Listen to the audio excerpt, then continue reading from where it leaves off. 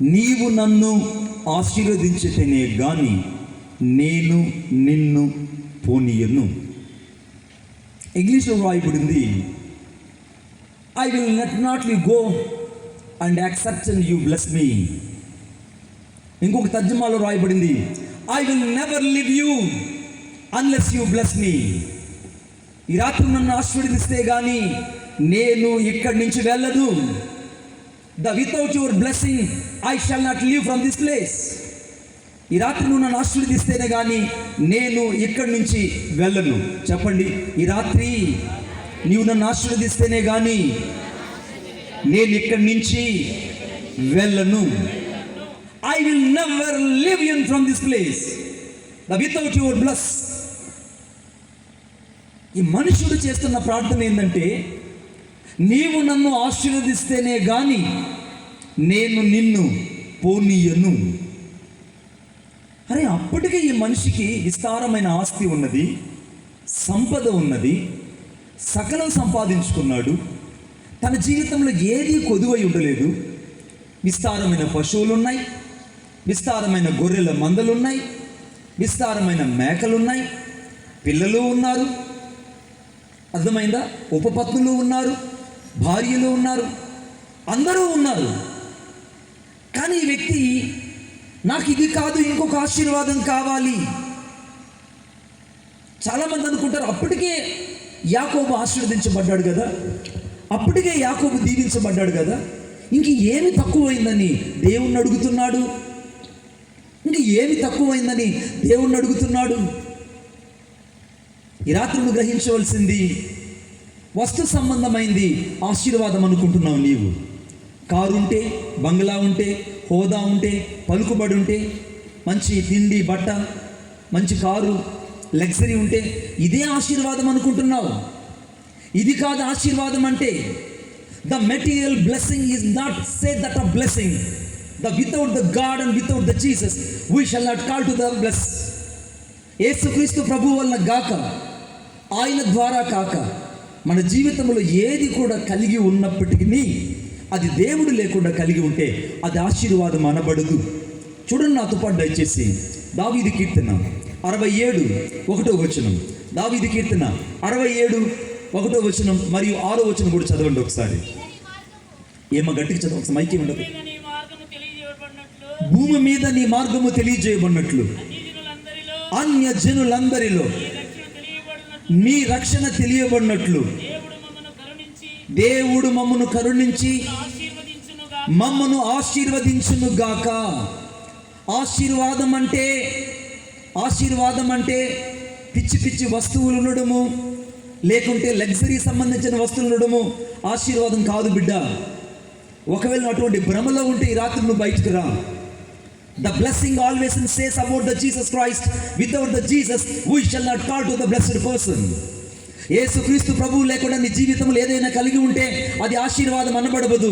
ప్రతిదీ కూడా యేసులో ఉన్నది, యేసు ద్వారా వచ్చినదే మనకు ఆశీర్వాదం అవుతుంది. కొట్టడి చప్పలు గట్టిగా. యేసుక్రీస్తు ప్రభువు వల్ల కలిగినది మాత్రమే ఆశీర్వాదం అవుతుంది. ఇక్కడ భక్తుడైన దావీదు అంటున్నాడు ఇక్కడ ఏమనంటే, నీ రక్షణ సకల జనులకు అన్య జనులకు తెలియబడినట్లు నీ కనికరము, నీ ఆశీర్వాదం మా మీదకి వచ్చునుగాక. ఆశీర్వాదము అంటే దాని అర్థం ఏంటంటే, మొదట అన్యజనులకు రక్షణ నీ ద్వారా కలగడం. అన్యజనులకు, the gentiles and says and see the blessing and through your life. రక్షణ నీలో నుండి ప్రజలు మొదట చూడాలి. ఎందుకంటే యేసుక్రీస్తు ప్రభువు నిన్ను దర్శించాడు, ఆయన నిన్ను రక్షించుకున్నాడు, ఆయన నిన్ను ప్రేమించాడు, ఆయన నిన్ను హెచ్చించాడు, ఆయన నీకు మారు మనసు దయచేశాడు. కనుక నీవు ఆయన కొరకు ఒక సాక్షార్థమైన ఫలములు కలిగిన జీవితాన్ని నువ్వు జీవించాలి. ఫలములు కలిగిన జీవితాన్ని జీవించాలి. ఇక్కడ దావీదు అంటున్నాడు 1వ వచనంలో, అన్యజనులకు నీ రక్షణ తెలియబడినట్లు. ఎంత గొప్ప మాట! దేవుడు మమ్మను కరుణించి మమ్మను ఆశీర్వదించునుగాక. ఆశీర్వాదం అంటే అన్యజనులకు మొదట నీ రక్షణ తెలియాలి. అన్యజనులకు నీ రక్షణ తెలియాలి. ఇది ఆశీర్వాదం అంటే. మొదటి నోట్ చేసుకోండి, నా ద్వారా ఆశీర్వాదం అన్యులకు అందించబడాలి. This is the first blessing. Every blessing through the gentiles. అన్యజనులకు నీ ద్వారా రక్షణ కలుగునట్లు వారికి నువ్వు ఒక ఆశీర్వాదకరమైన వ్యక్తిగా ఉన్నావా లేదో ఒకసారి ఆలోచించి చూడు. ఎంతమంది అన్యజనులను యేసుక్రీస్తు ప్రభు వైపుకు నువ్వు తిప్పగలిగావు? ఎంతమందిని క్రీస్తు కొరకు నువ్వు సమూహారంగా సంపాదించగలిగావు? ఎంతమందిని యేసుక్రీస్తు ప్రభు కొరకు ప్రజ్వలించే అగ్ని జ్వాలలుగా వారిని సిద్ధపరచగలిగావు? ఎంతమంది నీ సాక్షాత్మైన జీవితాన్ని, నీ రక్షణ జీవితాన్ని చూసి ఆనందించగలరు? ఎంతమంది నీ రక్షణ జీవితాన్ని చూసి అనేకులు వారి యొక్క అన్య జీవితాల్లో నిన్ను ఒక మాదిరిగా తీసుకోగలుగుతున్నారు? ఒకవేళ అవేవి లేకపోతే ఈ రాత్రి నువ్వు ఆలోచించాలి. దేవుడు నీకు అన్నీ ఇస్తున్నాడు, దేవునికి స్తోత్రం. కానీ వాటన్నిటికంటే ముఖ్యంగా నీ రక్షణ ద్వారా అన్యజనులకు ఆశీర్వాదం అన్నది కలగాలి. నీ రక్షణ ద్వారా నువ్వు రక్షించబడ్డావు. అందుకే ఎవడను దీపం వెలిగించి మంచం కిందను కుంచం కిందను పెట్టడు. మనుషులందరికీ వెలిగించుటకై ఆ మనుషుడు ఆ దీపాన్ని దీపస్తంభం మీదనే పెడతాడు.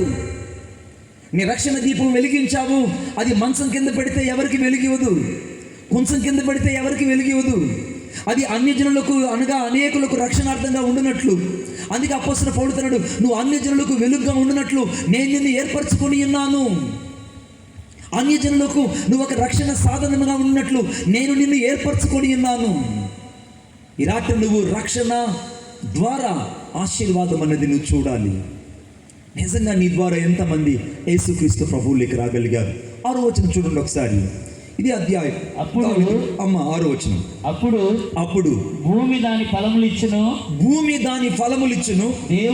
దేవుడు మా దేవుడు మమ్మను ఆశీర్వదించును, దేవుడు మా దేవుడు మమ్మల్ని ఆశీర్వదించునని దేవుడు మమ్మను దీవించును, దేవుడు మమ్మల్ని దీవించును. భూదిగంత నివాసులందరూ ఆయన యందు భయభక్తులు కలిగి నిలుపుదురు. ఎంత గొప్ప మాట అండి! ప్రతి ఒక్కరు నిన్ను చూసినప్పుడు భయభక్తులు నిలుపుతారు. Everyone shall that see in your face, they will fear about the God. అమ్మో, ఈ మనుషుడా, ఇతడు దేవుని ఆత్మతో నింపబడిన వాడు, ఈమె దేవుని అభిషేకంతో నింపబడింది, ఈమె దేవుని ఆత్మ చేత కదిలించబడుతుంది, ఇతడు మనుషుడు కాదు, ఇతడు దేవుని చేత దేవుని ఆత్మ చేత నింపబడిన మనుషుడని నిన్ను గూర్చి ప్రజలు భయపడినట్లు దేవుని రక్షణ నీ జీవితంలో ఒక వెలుగై ఉండాలి. అన్యజనులందరూ నిన్ను చూచి భయపడినట్లు నువ్వు అనేకులకు ఫలభరితముగాను, అనేకులకు ఒక దీవెనకరముగాను నువ్వు ఉండలేకపోతే ఈరోజు నువ్వు ప్రభువుని అడుగు, ప్రభువా నా రక్షణ జీవితం ద్వారా నాకు ఆశీర్వాదాన్ని దయచేయి. పిల్లల్ని అడిగితే పిల్లల్ని ఇచ్చాడు, బైక్ అడిగితే బైక్ ఇచ్చాడు, నీకు కావాల్సిన ప్రతి వస్తువు ఇచ్చాడు. ఆరంభంలో నాకు సహోదరుడు తెలుసు, ఒక చిన్నపాటి యాంప్లిఫైర్స్, చిన్నపాటి మిక్సర్ బోర్డు పెట్టుకొని మీటింగ్కి వచ్చాడు. అది కూడా ఎర్రబలిలో. ఆ మీటింగ్కి వచ్చినప్పుడు ఆ కుర్రోడిని చాలా చక్కగా ఉన్నాడు. అప్పుడు పెళ్లి కాలేదు, ఏ ఇబ్బందులు ఉండవు, చాలా స్మార్ట్గా క్యూట్ బాయ్గా ఉన్నాడు. వాడు చూసినప్పుడు నాకు ఆశ్చర్యం వేసింది. మీటింగ్ అంతా అయిపోయింది, నా దగ్గరకు వచ్చాడు. అన్నా, నాకున్నది ఇవే ఎక్విప్మెంట్స్, నా కోసం ప్రార్థన చేయన్నాడు. వాడి మీ చేతులు ఇప్పుడు ప్రార్థిస్తున్నప్పుడు పరిశుద్ధాత్మ దేవుడు చెప్పాడు, ఈ చుట్టుపక్కల ఎవరికి లేనంత ఎక్విప్మెంట్స్ కలిగిన సౌండ్ సిస్టాన్ని దేవుడు నీకు ఇస్తాడు, నువ్వు చూస్తావు. You shall see the great blessing through your system of everything. నీ జీవితం నువ్వు చూస్తావు అని చెప్పినప్పుడు నజరేయుడైన యేసుక్రీస్తు నామములో ఆ తమ్ముడిని దేవుడు ఈ గుడ్లూరు మండలంలోనే అత్యధికంగా దీవించాడు. పోకూరులో మేము మీటింగ్ పెట్టినప్పుడు హ్యాంగింగ్ సిస్టమ్ పెట్టాడు అనుకుంటా. వాడు ఎక్కడున్నాడు? మాయమైపోయాడుగా, బయట వెళ్ళాడు. ఆ హ్యాంగింగ్ సిస్టమ్ పెట్టినప్పుడు ఆ రోజు మొదటిసారి ఆ హ్యాంగింగ్ సిస్టమ్ తీసుకొచ్చి నాతో చెప్తాడు, ఏడుస్తూ చెప్పాడు, ఒకప్పుడు నేను చిన్న చిన్న బాక్సులు మోసుకుంటున్నాను, నేను నా దేవుడు ఇలాగా ఆశీర్వదించాడు. ముందు సంవత్సరం మీటింగ్కి వచ్చినప్పుడు వాడు పెద్ద మిక్సర్ని తీసుకొచ్చి ఓపెన్ చేసి ప్రతిష్ఠ చేశాడు. అదే మీటింగ్లో రెండోసారి మీటింగ్లో హ్యాంగింగ్ సిస్టమ్ పెట్టాడు.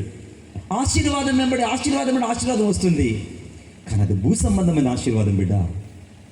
నేను వాటి గురించి చెప్పట్లేదు. ఈ రాత్రి నీ రక్షణ ద్వారా ఎంతమంది ఆశీర్వదించబడుతున్నారు, నీ యందు అనగా నిన్ను చూసి అనేకులు ఎలాగ భయభక్తులు నిలపగలుగుతున్నారు, నీ రక్షణ జీవితాన్ని చూసి అనేకులు క్రీస్తు యేసులోనికి ఎలాగ రాగలుగుతున్న విషయాన్ని నువ్వు గుర్తించాలి. ఒకవేళ నీ రక్షణ ద్వారా ఇంకా ఎవరైనా యేసుక్రీస్తు ప్రభువులోకి రాలేకపోతున్నారంటే నేను ఆశీర్వాదం లేదని అర్థం. యేసన్న గారు ఒక్కరే. యేసన్న గారిలో ఉన్న ఆశీర్వాదం ఏంటంటే ఆయనలో నుండి ప్రజలు అనేకులు చూసినట్లు దేవుడు లక్షల మందిని ఆయన ద్వారా ఆకర్షించుకున్నాడు. శాస్త్రి గారు ఒక్కరే, జార్జ్ ఒక్కడే, దైవజనుడు ఒక్కడే, కానీ అతని ద్వారా దేవుడు ఒక సమూహాన్ని ఆకర్షించడానికి ఇష్టపడ్డాడే. ప్రియా సంఘమా, నీ ద్వారా అనేకులు ఆకర్షించబడితే నీ సంఘం సరిపోతుందా? నీ ద్వారా అనేకులు ఆకర్షించబడితే, అనేకులకు నువ్వు ఒక మాదిరికరంగా ఉంటే, అనేకులకు ఒక ఆశ్చర్యకరమైన వ్యక్తిగా ఉంటే, నీ ద్వారా ఎంతమంది రక్షించబడతారో ఒకసారి ఆలోచించు. ఆశీర్వాదం అన్నది నీ రక్షణ జీవితంలో నుండి అన్ని జనులకు మొదట కనబడుతుంది. ఆమేన్. రెండో పాయింట్ నోట్ చేసుకోండి, చాలా ప్రత్యేకమైంది. రెండో పాయింట్ చాలా ప్రాముఖ్యమైంది. రెండో పాయింట్ నోట్ చేసుకోండి. ఆదికాండం 26:29 వచనం. ఆదికాండం 26:29 వచనం నేను చదువుతున్నాను. మేము నిన్ను ముట్టక నీకు మేలే తప్ప మరి ఏమీ చేయక నిన్ను సమాధానంగా పంపివేసి గనుక నీవు మాకు కీడు చేయకున్నట్లు నీతో నిబంధన చేసుకుందామని అనుకుంటుమి. ఇప్పుడు నువ్వు యెహోవా ఆశీర్వాదము పొందినవాడవని అనిరి. శత్రువుల మీదకి వచ్చేశారు. పగవాళ్ళ మీదకి వచ్చి ఆ పగవాళ్ళు అంటున్నారు ఏమనంటే, దేవుడు నిన్ను ఆశీర్వదించాడయ్యా అని అంటున్నారు. ఏమండి, ఎవడైనా మనల్ని ద్వేషించేవాడు, మనకు తిట్టుకునేవాడు, నువ్వు బాగున్నావు బిడ్డ, నువ్వు మంచిగా ఉన్నావు, ఇంకా నువ్వు మంచి వస్తువులు కొనుక్కోవాలని దీవిస్తాడా? చెప్పండి. పాస్టర్ గారు, మీ యొక్క సంఘంలో 100 మంది ఉన్నారు, వాళ్ళు 1000 మంది అవ్వాలని హృదయపూర్వక ప్రార్థన చేస్తాడా? చెప్పండి. చెయ్యలేడు. నిజం. పెదవుల నుంచి వచ్చే ప్రార్థన పైకప్పు కూడా దాటదు. అంతరంగంలో వచ్చిన ప్రార్థన ఆకాశ మహాకాశాలు దాటిపోతుంది. కొట్టండి చెప్పండి గట్టిగా. ఆకాశ మహాకాశాలు దాటిపోతుంది. పైన దీవించడం కాదు, అంతరంగం నుండి ఆశీర్వాదం ఎవరి ద్వారా కావాలంటే శత్రువులు మొదట దీవించేటట్టుగా నువ్వు ఆశీర్వాదం కలిగి ఉండాలి. నీ శత్రువులు ఎదుట నీకు ఒక సాక్ష్యం ఉండాలి. వాళ్ళేవాడు పని బాబా, నేను ఎప్పుడు దత్తారని కోరుకుంటున్నారు, వాళ్ళని దీవిస్తారా? చూడండి నాతో పాటు సమూయేలు గ్రంథం, మొదటి సమూయేలు గ్రంథం 26వ అధ్యాయం 25వ వచనం నేను చదువుతున్నాను. అందుకు సౌలు, దావీదా, నాయనా, నీవు ఆశీర్వాదం పొందుదువుగాక, నువ్వు ఘనకార్యములు పూనుకొని విజయం నొందుదువుగాక అని దావీదుతో అనెను. అప్పుడు దావీదు తన మార్గమున వెళ్ళిపోయాను, సౌలు తన స్థలమునకు తిరిగి వచ్చెను. ఇక్కడ శత్రువైన సౌలు దావీదును ఆశీర్వదిస్తున్నాడండి. శత్రువు ఎదుట కూడా నీకు ఒక సాక్ష్యం ఉండాలి. శత్రువు ఎదుట కూడా నువ్వు ఆశీర్వదించబడిన వ్యక్తివని తన నోట నువ్వు ఉండాలి. ఆమేన్. ఆశీర్వాదం అంటే వాడు ఎప్పుడు చేస్తాడు? లారీ కింద మండి కింద పడి చేస్తే బాగున్నాయి, పోయినోడు తిరిగి రాకుండా పోతే పోయినాయి అని అనుకోవడం దీవెన కాదు. శత్రువు చేత దీవించబడ్డం. దీనికి ఎంత భక్తి జీవితం కావాలి, ఎంత ప్రయాస కావాలి. ఇప్పుడు దావీదును తరుముతున్నాడు సౌలు. ఒక మహారాజు సైన్యాన్ని పరివారం వేసుకొని ఆ చిన్నపాటి మిన్నలి అయినటువంటి ఆ మనుషుల్ని, కౌజుపెట్ట లాంటి ఆ మనుషుల్ని ఈ రాజు తరుగుతున్నాడండి. సాదాసీదా ఒక వ్యక్తి, గొర్రెల మంద మేపుకుంటున్న వ్యక్తి, ఒక పశువుల కాపరిని ఒక రాజు తరుముకుంటున్నాడు మంది మార్బలం అంటే ఆ వ్యక్తి దొరకడం ఎంత ఈజీ చెప్పండి? ఎంత ఈజీ, చాలా సులువు. ఎందుకంటే 4 బెటాలియన్లు పంపిస్తే, 4 పక్కన 4 బెటాలియన్లు పంపిస్తే ఆ వ్యక్తిని జల్లడేసి పట్టుకోవడం చాలా ఈజీ. ఇప్పుడు ఆ యొక్క సీన్ అరణ్య మార్గం అంతా దావీదుని వెతుకుతున్నారు. దావీదు కొరకు జల్లడి వేసి జాలిస్తున్నారు. దావీదు ఎక్కడ కూడా దొరకట్లేదు. పొట్టివాడు పుట్టల్లో గుట్టల్లో దాక్కొని అవతల వెళ్ళిపోతున్నాడు. సౌలు వదలడం లేదు. సౌలుతో పాటు సౌలు సైన్యం తరుగుతుంది, సైన్యంతో పాటు సౌలు తరుగుతున్నాడు. మొత్తం కలిసి దావీదు వెంటాడుతున్నారు. చాలాసార్లు శత్రువు ఏం చేస్తాడంటే, నిన్ను తరమడం కాదు, నీతో పాటు నీ పిల్లల్ని, నీ పిల్లలతో పాటు నీ కుటుంబాన్ని, నీ కుటుంబంతో పాటు నీ పరిచర్యని మొత్తం నిన్ను తరమడం ప్రారంభిస్తాడు. శత్రువు నిన్ను తరుముతూ ఉన్నాడంటే నువ్వు ఓడిపోతున్నావని కదా అర్థం. ఆ శత్రువు ఎదుట కూడా దేవుడు నీకు ఒక సాక్ష్యాన్ని ఇవ్వబోతున్నాడని అర్థం. కొట్టండి చెప్పండి గట్టిగా. శత్రువుల ఎదుట కూడా సాక్ష్యం కావాలి. ఆశీర్వాదం అంటే రెండవది, శత్రువు ఎదుట నీకు ఆశీర్వాదం కలగాలి. శత్రువు ఎదుట నీకు ఆశీర్వాదం కలగాలి. అందుకే నువ్వు నా శత్రువుల ఎదుట నువ్వు నాకు భోజనమును సిద్ధపరచదువు అని రాయబడు. ఒకవేళ శత్రువు ఉండి కానీ భోజనాన్ని అలాంటి పిలిస్తే అంత విషం వేసి, అర్థమైందా, అంత దాంట్లో అంత నెయ్యి వేసి, ఏమండి అంత మామిడికాయ పచ్చడి కూడా పెట్టి చక్కగా కలిపి నోట్లో పెట్టి చంపేస్తారు. చంపేస్తారు. ఇది మనుషుల నైజం. కానీ దావీదును ఎలా తరుగుతున్నారంటే నీకంటే నాకంటే ఇంకా ఎక్కువ ఘోరంగా తరుగుతున్నారు. ఒకవేళ నీ అత్తమామల చేత, నీ బంధువుల చేత, నీ స్నేహితుల చేత, నీ అయిన వారి చేత, నీ పొరుగు వారి చేత, నీ బయట ఉన్న వారి చేత, లోపల ఉన్న వారి చేత, ఆత్మల చేత, శత్రువుల చేత నువ్వు తరమబడుతుంటే భయపడవద్దు. You shall not fear about them. ఈ రాత్రి నువ్వు గ్రహించాల్సింది, శత్రువు నిన్ను తరుముతున్నాడంటే నువ్వు ఓడిపోవడానికి కాదు బిడ్డ, దేవుడు నిన్ను తరుముతుంది. వాడి ఎదుటే నీ తలను ఎత్తు చేసి నీ సాక్ష్యాన్ని కట్టి నీ పరిచయను నిలబెట్టబోతున్నాడు అని అర్థం. ఆమేన్. శత్రువు తరుముతూ ఉన్నాడు, దావీదు పరిగెడుతున్నాడు. ఒక అవకాశం రానే వచ్చింది, ఒక మంచి అవకాశం వచ్చింది, శత్రువుని చంపే అవకాశం. దావీదు వెంటనే ఆ వ్యక్తిని చంపకుండా ఆ పై వస్త్రం మాత్రమే కోసుకొని ఆ నీలబుడ్డి మాత్రమే తెచ్చి దూరంగా నిలబడి కేకలేస్తున్నాడు. ఇదిగో ఈ రాత్రి దేవుడు నిన్ను నాకు అప్పగించాడు, కానీ నేను నిన్ను ముట్టను. ఎందుకంటే నువ్వు అభిషేకించబడిన వ్యక్తి. You are anointed person, but I know that. యెహోవా చేత అభిషేకము నొందిన వానిని నేను చంపను. నేను చంపనయ్యా, చాలండి, నేను చంపను. ఈ రాత్రి అనేకసార్లు నేను ఎవరైనా దూషిస్తుంటే ఈ రాత్రి వాళ్ళని క్షమించు, వాళ్ళు క్షమించు. ఎలా క్షమించమంటావన్నా? వాళ్ళన్న మాటలన్నీ మా గుండెలు పిండేసినాయి, వాళ్ళన్న మాటలన్నీ మమ్మల్ని గాయపరిచాయి, వాళ్ళన్న మాటలన్నీ మమ్మల్ని ఇంకా ఇంకా ఇంకా లోతుకు నడిపించేస్తాయి అని నేను ప్రేమతో చెప్తున్నాను, అనుభవంతో చెప్తున్నాను. నా అంతరంగంలో అనేకమైన గాయాలు ఉన్నాయి. ఆ గాయాలు కట్టగలిగింది నజరేయుడైన యేసుక్రీస్తు ప్రభు. నా జీవితకాలం నేర్చుకుంది ఏంటంటే, మొదట శత్రువుల కొరకు ప్రార్థన చేయడం. Just you pray for your enemies. Who is responded to many times to you? Just you pray for them and always. నువ్వు దీవించబడలేకపోవడానికి మొదటి కారణం ఏంటంటే నువ్వు శత్రువుల ఎదుట సాక్ష్యం సంపాదించుకోకపోవడమే. చంపడానికి అవకాశం వచ్చింది దావీదుకి. దావీదు అంటున్నాడు, నేను నిన్ను చంపను, నాకు తెలుసు నువ్వు దేవుని బిడ్డ, నేను నిన్ను చంపను. పగ తీర్చుకోవడం ఆయన పని, పగ తీర్చుకోవడం ఆయన పని, ఆయన చూసుకుంటాడు. నన్ను చాలామంది అంటుంటారు, నేను వింటుంటా, నాకు యోహాన్ లాంటి వాళ్ళు చెప్తుంటారు. నేను అంటుంటాను, నేను కొడితే సౌండ్ ఎక్కువ ఉంటుంది, రౌండ్ తక్కువ ఉంటుంది. ఏమండి? నేను కొడితే సౌండ్ ఎక్కువ ఉంటుంది, రౌండ్ తక్కువ ఉంటుంది. ఒకవేళ నా దేవుడు కొడితే రౌండ్ ఎక్కువ ఉంటుంది, సౌండ్ తక్కువ ఉంటుంది. ఈ రాత్రి నువ్వు చేయాల్సింది అదే. నువ్వు వాడి మీద కంప్లైంట్ ఇచ్చి వాడిని కొట్టి వాడిని చేస్తే వాడికి కొన్ని దెబ్బలే తగులుతాయి. నువ్వు పగ తీర్చుకోవడం నా దేవుని పనిని ఎప్పుడైతే నీ యొక్క పరిస్థితిని, ప్రతికూల పరిస్థితిని దేవుని చేతికి అప్పగిస్తావో ఆయన వాడికి రౌండ్ ఎక్కువ చేస్తాడు, సౌండ్ తక్కువ చేస్తాడు. కొట్టడు చెప్పండి గట్టి. అదే ఇక్కడ దావీదు చేశాడు. ఇప్పుడు ఆశీర్వాదం అంటే ఇప్పుడు దావీదుకి ఎలా వచ్చింది చూడండి. అందుకు సౌలు దావీదు నాయనా అంటే ఎంత చక్కగా పిలిచాడు. శత్రువు ఎదుట ఏ సాక్ష్యం వచ్చింది ఇప్పుడు దావీదుకి? నాయనా ఆశీర్వాదం పొందువుగాక. అక్కడ కాదు, నాయనా అన్నాడు. నాయనా అంటే ఇంగ్లీష్లో రాయబడింది, you beloved my father, I bless you. శత్రువు దీవించడమా ఎలా సాధ్యపడుతుంది? నీ శత్రువు ఎదుట నువ్వు దీవెన పొందలేదంటే ఇంకా నువ్వు ఆశీర్వాదం అన్నది అనుభవించలేదు బిడ్డ. నేను రాత్రి మెటీరియల్ సంబంధించిన బ్లెస్సింగ్ గురించి చెప్పట్లేదు, ఒక లోతైన మర్మాన్ని నేను తీసుకెళ్లాలని కోరుకుంటున్నాను. ఇప్పుడు దావీదు జీవితంలోకి వచ్చింది ఏంటంటే, దావీదు సౌలు చేత దీవించబడుతున్నాడు. నాయన దేవుడు నువ్వు ఘనకార్యాలు పూనుకొందువుగాక, నువ్వు విజయం నొందుదుగాకని శత్రువు నోట దావీదుని దీవించినట్లుగా దేవుడు పలికించడం ప్రారంభించాడండి.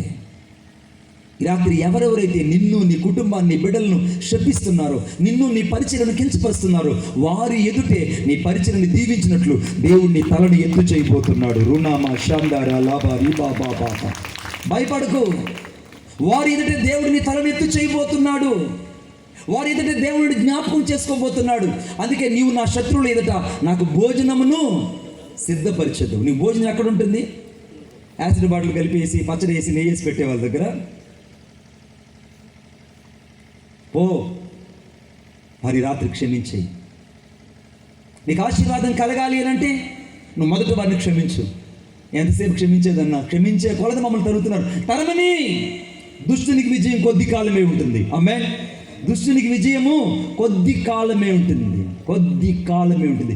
The enemy has a time little bit. The time has a little bit. But సమయం చాలా కొంచెం ఉంటుంది. ఆ కొంచెం సమయాన్ని నేనేమీ చేయలేదు.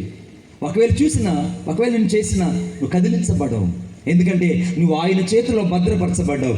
ఆయన పేరే నజరేయుడైన యేసుక్రీస్తు ప్రభు. నువ్వు ఆయన కుమార్తె కనుక ఈ రాత్రి నువ్వు భయపడకు. ఇప్పుడు నీకు ఆశీర్వాదం ఎవరి ద్వారా కలగాలి? శత్రువుల నోట కూడా నీకు ఆశీర్వాదం అనేది కలుగునట్లుగా ఈరోజు నన్ను ఆశీర్వదించు ప్రభువా అని చెప్పాలి. నేను ఎవరెవరు నువ్వు క్షమించలేకపోతున్నావు, నువ్వు క్షమించలేకపోతున్నావు. నువ్వు క్షమించలేని వాళ్ళ పేర్లు నీ రెడ్డింగ్ పెన్తో రాసుకో. ఈ రాత్రి నువ్వు క్షమించగలిగిన వాళ్ళందరినీ బ్లూ ఇంక్ పెన్తో రాసుకో. వాళ్ళు ఒకవేళ ఈ రెడ్డింగ్తో రాసుకున్న వాళ్ళు ఎక్కువ ఉంటే వారి కొరకు ఈరోజు ప్రార్థన చేయి. నేను నిన్ను దీవిస్తున్నా, ఐ బ్లెస్ యూ. నేను నిన్ను ఆశీర్వదిస్తున్నాను, ఐ బ్లెస్ యూ. నేను నిన్ను దీవెనకరంగా ఉండడానికి నేను ఇష్టపడుతున్నాను, ఐ బ్లెస్ యూ. ఈ రాత్రి నువ్వు చెప్పగలవా? సాతానుడు చాలాసార్లు నీ అభిషేకానికి ఆటంకం ఏం చేస్తాడో తెలుసా? నీ శత్రువుల కోసం ప్రార్థన చేయనీయకుండా చేస్తాడు. నీ శత్రువుల మీద నీకు పగ కలిగేటట్టు చేస్తాడు. శత్రువుల మీద నీకు ద్వేషం కలిగేటట్టు చేస్తాడు. నిన్ను గురించి చెడ్డగా మాటలు పలికిన వారి ఎదుట ఇంకా నువ్వు గనుడుగా ఉండాలని వాడిని పైకెత్తి చూపిస్తాడు. అది నీ యొక్క పతనానికి మూలమే కానీ ఆశీర్వాదానికి మూలం కాదు. ఈ రాత్రి ఎప్పుడైతే నీ శత్రువు నిన్ను ద్వేషిస్తున్నాడా, ఈ రాత్రి నువ్వు తగ్గిపో. ఈ రాత్రి వాడిని తరుగుతున్నాడా, నువ్వు వెళ్ళి దాక్కో. ఈ రాత్రి వాడిని ద్వేషిస్తున్నాడా, వాడి కోసం ప్రార్థించి. ఈ రాత్రి ఇంకా నిన్ను పగబడుతున్నాడా, వాడిని దీవించు. ఇంకా నీ మీద ద్వేషం చూపిస్తున్నాడా, వాడి కొరగా ఎలుగెత్తి ప్రార్థించాయి. Just you go and kneel down before the God. You shall be blessed them to enemies. Bless them to your enemies. ఈ రాత్రి నువ్వు శత్రువును ప్రేమించడానికి ప్రయత్నించు. అప్పుడు ఆ శత్రువు ఎదుట నీ సాక్ష్యాన్ని కట్టి దేవుడు నీకు ఆశీర్వాదాన్ని కలుగు చేస్తాడు. కొట్టండి చప్పట్లు గట్టిగా. నీకు ఆశీర్వాదాన్ని కలుగు చేస్తాడు. నీకు మాట చెప్పనా నేను? చూడండి నాతో పాటు దయచేసి నాతో పాటు చూడండి. ఆదికాండం 28వ అధ్యాయం లేదా 27వ అధ్యాయం 12వ వచనం. ఒకవేళ నా తండ్రి నన్ను తడిమి చూచును, అప్పుడు నేను అతని దృష్టికి వంచడుగా తోచిన ఎడల నా మీద శాపమే గాని ఆశీర్వాదం తెచ్చుకోనని చెప్పాను. చూసావా? నువ్వు మారు వేషం వేసుకొని దేవుని దగ్గరకు వస్తే అది నీకు శాపాన్ని తీసుకొస్తుంది కానీ ఆశీర్వాదాన్ని తీసుకొని రాదు. అక్కడ మిమిక్రీ చేసి మాట్లాడుతున్నాడు. ఎవరు చేశారు మిమిక్రీ? యాకోబు మిమిక్రీ చేసి మాట్లాడాడు. ఎలా మిమిక్రీ చేశాడు చెప్పాలి అయ్యారు. ఎలా చేశాడు? గొంతు మార్చి నేను ఏశావుని అన్నాడు. నేను ఏశావుని అన్నాడు. తండ్రి అంటున్నాడు, చేతులు ఏశావు చేతులే కానీ స్వరము యాకోబుదే కానీ చేతులు మాత్రం ఏశావుదే. అరే నీ తండ్రికి తెలుసు నీ క్యారెక్టరు, ఆయన తెలుసు నేనేంటో. పదవుతంటాడు నేనేందో దేవుడికి తెలుసులే బ్రదర్ అని. ఏమంటే ఈయన గురించి ఆయన ఆలోచిస్తుంటాడు. మహాకాశాలు కలిగిన దేవుడు, సర్వ సృష్టికర్త, అర్థమైందా? సకల భూలోకాలను ఏలేటువంటి మహా గొప్ప దేవుడు ఈయన గురించి ఆలోచించి నా గురించి దేవుడు తెలుసులే, నేనేందో ఆయనకు తెలుసు. నీ గురించి ఆలోచించాల్సిన అవసరం కూడా ఆయనకి లేదు. ఈ రాత్రి ఆయన దృష్టిలో నువ్వు ఉండాలి. ఆయన కను దృష్టి పరిధిలో నేను ఉండాలంటే ఈ రాత్రి నువ్వు చేయాల్సింది ఏంటో తెలుసా? శత్రువుల ఎదుట నీవు శాపగ్రస్తులుగా మిగిలిపోకూడదు. వారి ఎదుట నీ సాక్షిని సంపాదించుకో. వారి నోట నిన్ను దీవించేటట్టు వారి ఎదుట నీ యొక్క మేలుడు కనపరచు. ఒక వ్యక్తి ఊరికే తిడుతున్నాడు నన్ను. చూసా చాలాసేపు చూసా, చాలా రోజులు చూసా. ఒక రోజున అతని కోసం ప్రార్థన చేసి ఇంటికి వెళ్ళి చాలా ఫ్రూట్స్ కొనుక్కున్నాను. రకరకాల ఫ్రూట్స్ అన్నీ కొనుక్కొని తీసుకెళ్ళి ఇంటికి వెళ్ళి ఇచ్చాను. వితౌట్ రీజన్ అవన్నీ ఇచ్చి, బిడ్డ నువ్వు బాగున్నావా, దేవుడు నిన్ను దీవించును గాక, దేవుడు నిన్ను ఆశీర్వదించును గాక, నేను నీకోసం ప్రార్థన చేస్తున్నాను, నువ్వు బాగుండాలని కోరుకుంటున్నాను అని వాడి కోసం ప్రార్థన చేసి ఆ ఫ్రూట్స్ ఇచ్చేసి వచ్చా. వెంటనే వాడు కన్నీళ్ళు పెట్టుకొని నాతో ఒక మాట చెప్పాడు. ఇన్ని రోజులు నేను తిట్టాను, ఒకరోజు కూడా నీకు నా మీద కోపం లేదా అన్నప్పుడు నేను అన్నాను, నువ్వు నన్ను తిట్టినప్పుడల్లా నేను నిన్ను క్షమిస్తూనే ఉన్నాను. ఆమేన్. నువ్వు నన్ను తిట్టినప్పుడల్లా నేను క్షమిస్తున్నాను. ఈ రాత్రి నిన్ను ఎవరైనా ఇంకా బాగా దూషిస్తుంటే ఆ దూషణ బట్టి కృంగిపోవద్దు, ఆ నిందను బట్టి నువ్వు కృంగిపోవద్దు. నిన్ను ద్వేషిస్తున్న వారి ఎదుట నీ సాక్ష్యం పడిపోతుంది అనుకోవద్దు. వారి కళ్ళ ఎదుటే దేవుడిని సాక్ష్యాన్ని గట్టి వారి నోటే నిన్ను నీ పరిచయని దేవుడు దీవించినట్లు ఆయన మాటలు వాడి నోట ఉంచబోతున్నాడు. దేవునికి స్తోత్రం కలుగును గాక. మూడవది శత్రువులు ఎదుట, రెండవది ఆశీర్వాదం అయిపోయింది. మూడవది చాలా ప్రత్యేకమైన మాట, ఈ మాట నోట్ చేసుకో. ఆదికాండం 28, ఆదికాండం 28 4వ వచనం. ఆదికాండం 28 4వ వచనం. ఆయన నీకు అనగా నీకును నీతో కూడా నీ సంతానమునకు అబ్రహాము అనుగ్రహించిన ఆశీర్వాదము దయచేయును గాక అని అతనిని దీవించి అని రాయబడింది. అబ్రహాముకు కలిగిన ఆశీర్వాదం, అబ్రహాము కలిగిన ఆశీర్వాదం. చెప్పండి, అబ్రహాము ఆశీర్వాదము నా మీదకు వచ్చును గాక. రేత హృదయపూర్వక చెప్పాలి, అబ్రహాము ఆశీర్వాదము నా మీదకు వచ్చును గాక. ఆమేన్. అసలు అబ్రహాములో ఉన్న ఆశీర్వాదం ఏంటి? అబ్రహాం ఆశీర్వాదం గురించి ఎందుకు దేవుడు అక్కడ చెప్పాడు అనంటే, అబ్రహాములో 3 సుగుణాలు ఉన్నాయి. 1, అబ్రహాములో విధేయత ఉన్నది. 2, అబ్రహాములో వినయం ఉన్నది. 3, అబ్రహాములో విశ్వాసం ఉన్నది. అబ్రహాములో మొదట వినయం ఉన్నది. 2, అబ్రహాములో విధేయత ఉన్నది. 3, అబ్రహాములో విశ్వాసం ఉన్నది. ఈ 3 అబ్రహాములో ఆశీర్వాదానికి కారణమయ్యాయండి. ఈ రాత్రి పరిశుద్ధాత్మ దేవుడు ప్రశ్న నేను వేయనేమో, నిజంగా అబ్రహాం ఆశీర్వాదం నాకు కలగాలని ప్రార్థన చేశావే? అబ్రహాం ఆశీర్వాదం నాకు కలగాలని ప్రార్థన చేశావే? అబ్రహాంకు ఉన్నటువంటి మనస్సు నిజంగా నీ వ్యక్తిగత జీవితంలో ఉందా? ఒక అబ్బాయి పరిగెత్తుకుని రావాలి, ఒక యవనస్తుడు పరిగెత్తుకుని రండి ఒకసారి. ఒక యవనస్తుడు పరిగెత్తుకుని, నువ్వు వదిలేనా ఈ పిల్లలు ఉండండి వైట్ షర్ట్ పరిగెత్తుని. ఈ పిల్లోడు ఉందా? వీడు యేసుక్రీస్తు ప్రభువుని నమ్ముకున్నాడు. యేసుక్రీస్తు ప్రభువుని నమ్ముకొని యేసయ్య కొరకు సాక్షిగా బతుకుతున్నాడు. మంచిది. వీడు ఏమంటాడంటే, నేను చచ్చిపోయాను, ఇక బ్రతికేది నేను కాదు, క్రీస్తే నాలో జీవిస్తున్నాడు, ఇక జీవించేది నేను కానని వీడు ఎప్పుడు ఇతరులకు చెప్పేవాడు. ఇక బతికేది నేను కాదు, క్రీస్తే నాలో జీవిస్తున్నాడు, ఇక నేను కాదు, బ్రతుకుడు క్రీస్తే, నాకు చావైతే లాభం, బ్రతికేది నేను కాదు, క్రీస్తే నాలో జీవిస్తున్నాడని అందరికి చెప్పేవాడు. ఇప్పుడు ఏం చెప్తున్నాడు? నేను క్రీస్తులో జీవిస్తున్నాను, నాలో పాత స్వభావం చచ్చిపోయింది అని అంటున్నాడు. అంతేనా? అంతే కదా దాని అర్థం? అర్థమైంది లేదు మా నీకా? మరి చెప్పచ్చు కదా మా హల్లెలూయా, చెప్పండి మా గట్టిగా. వీడు ఏం చేశాడనంటే, నేను బ్రతకడం నేను కాదు, క్రీస్తే నాలో జీవిస్తున్నాడని. అంటే పాత వ్యక్తి చచ్చిపోయాడని అంటున్నాడు. ఈ చచ్చిపోయిన వ్యక్తి దగ్గరికి వెళ్ళి, ఏందిరా నీ కథ, ఏమనుకుంటున్నావు నువ్వు అన్నావు అనుకో, వీడు ఏమంటాడు? ఇదిగో నాలో ఉన్న పాతోడు బయట వచ్చాడో, నీ అంతు చూస్తా. అరే పాతోడు ఎట్టొస్తాడు బయట? వాడు చచ్చిపోయాడని చెప్పావు కదా నిన్నటి దాకా. వాడు చచ్చిపోయాడు కానీ అప్పుడప్పుడు బయట వస్తాడు, అప్పుడప్పుడు బయట వస్తాడు. అరే క్రీస్తులో చచ్చిపోయావని చెప్పావు కదా, మరి చచ్చిపోయినాడు నన్ను కొట్టడానికి చేయెత్తాడా? ఎవడు చచ్చిపోయినాడు శవం దగ్గరికి వెళ్ళి నన్ను కొట్టు అంటే ఆ శవం లేచి నన్ను కొడుతుందా? అయ్యగారు కొడుతుందండి? కొట్టదు. చెయ్యి ఎత్తిన కూడా మళ్ళీ కింద పడిపోతుంది, ఇలా ఎత్తిన కూడా కింద పడిపోతుంది. శవాలు కొట్టు. క్రీస్తులో చచ్చిన జీవితాలు తిరిగి ఇతరులు కొట్టడం, ఇతరులు ద్వేషించు, ఇతరుల మీద దూషణ మాటలు మాట్లాడు. ఇప్పుడు క్రీస్తులో నూతనంగా జన్మించిన వ్యక్తి కానీ పాత వ్యక్తి ఇతరులు లేడు అంటున్నాడు. కానీ ఈ వ్యక్తి ఏం చేస్తున్నాడు? కోపం వచ్చినప్పుడు చెయ్యి పక్కెత్తున్నాడు. కోపం వచ్చినప్పుడు ఏం చేస్తున్నాడు? ఇతరులు శపిస్తున్నాడు. కోపం వచ్చినప్పుడు ఇతరుల్ని ఏం చేస్తున్నాడు? శపించి వాడి మీద దుర్భషలాట మాట్లాడడం ప్రారంభిస్తాడు. ఇప్పుడు నిజంగా చచ్చాడంటారా? చెప్పండి, చచ్చాడా? చావలా. అదే నీలో కూడా ఉండేది. ఆశీర్వాదం అనేది ఎప్పుడు నీ జీవితంలో కలుగుతుందంటే, అబ్రహాం ఆశీర్వాదం నీ జీవితంలోకి రావాలంటే నీలో ఉన్న పాత స్వభావం చచ్చిపోవాలి, పాత జీవితం చచ్చిపోవాలి. నేను దూషిస్తున్నారా? నువ్వు మౌనంగా ఉండు. నీ మౌనంలో కూడా దేవుడు మహిమను తీసుకొని రావడం ప్రారంభిస్తాడు. రుణామా శాందారా బాబా, నీ మౌనంలో కూడా దేవుడు మహిమను తీసుకొస్తాడు. నువ్వు మౌనంగా ఉండు, దేవుడు నీ ద్వారా కార్యాలు చేస్తాడు.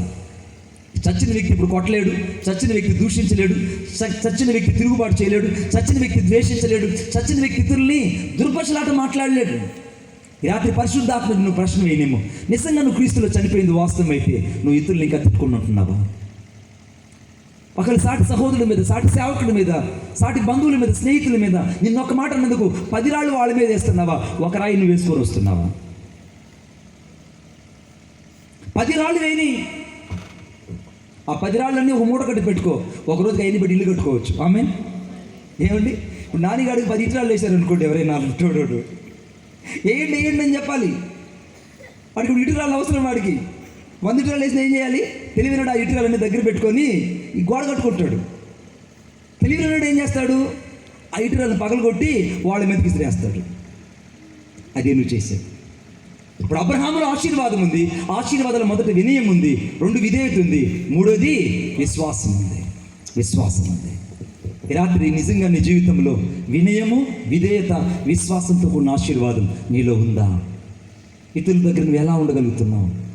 చిన్నదానికే గర్వపడిపోతున్నావు, చిన్న కానుక ఇచ్చినందుకు నేను గుర్తించకపోతే నన్ను గుర్తించలేదు అంటున్నావు. చిన్న కానుక ఇచ్చినందుకు నీ పేరు చెప్పకపోతే నీ ముఖం వెళ్ళిపోతుంది. చిన్న కానుక ఇచ్చినందుకే నీ గురించి మాట్లాడకపోతే ముఖం చిన్నబుచ్చుకుంటావు. నీ గురించి ఆ రోజు పొరపాటున మర్చిపోతే నా పేరు చెప్పలేదే, నా ఇంటి పేరు ఇంత, నేను ఇంత, నిన్ను గుర్తించకపోతే అలా అంటున్నావే. ఆయన చేత నువ్వు గుర్తించబడేంతవరకు ఎదురు చూడగలుగుతున్నావా? మాలాంటి వాళ్ళు ఎవరు గుర్తించలేదండి. కురిగిపోయి నడివీధిలో ఇలా నడుచుకుంటూ తిరుగుతున్నాం మేము. నడుచుకుంటూ ఇలా తిరుగుతూ నన్ను చూసిన వాళ్ళందరూ అవిటివాడు అన్నారు.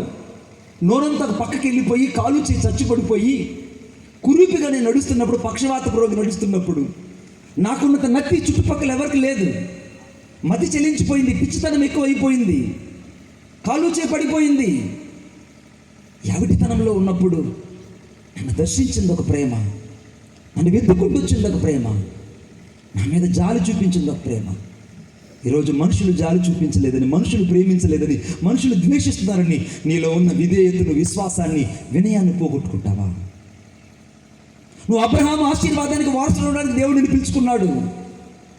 నువ్వు కీడుకు ప్రతి కీడు చేయొద్దు, దూషణకు ప్రతి దూషణ చేయొద్దు. ఈ రాత్రి నిన్ను ప్రేమించడానికి నా ప్రభువు యేసు ఈ భూలోకంలో పెట్టాడు. కొట్టడు చప్పట్లు గట్టిగా, ఇంకా గట్టిగా. నువ్వు మాత్రమే ప్రేమించగలవు శత్రువుని. కొండలలో, లోయలలో, అడవులలో, ఎడారులలో, కొండలలో, లోయలలో, అడవులలో, ఎడారులలో నన్ను గమనించినావా, నన్ను బ్రతికించినావా,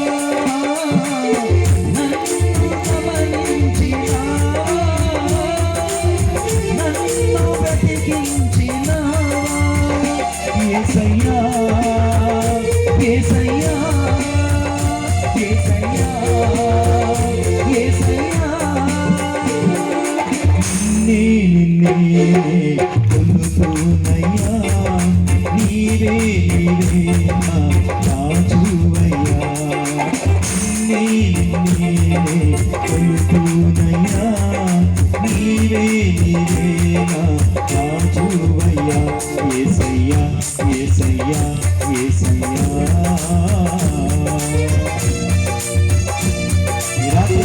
ఈ రాత్రి క్షమించు. అబ్రహాము ఆశీర్వాదాన్ని వారసులు కావాలని దేవుని ఉద్దేశం.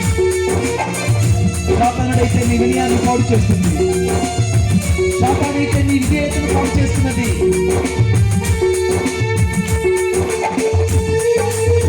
Thank you lord.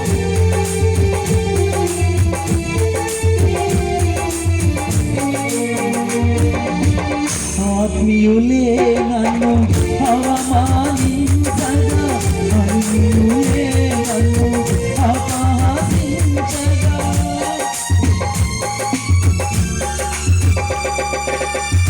ఆత్మీయులే నన్ను అవమానించగా, అన్యులే నన్ను అపహసించగా, అందరి వైదివయ్యా,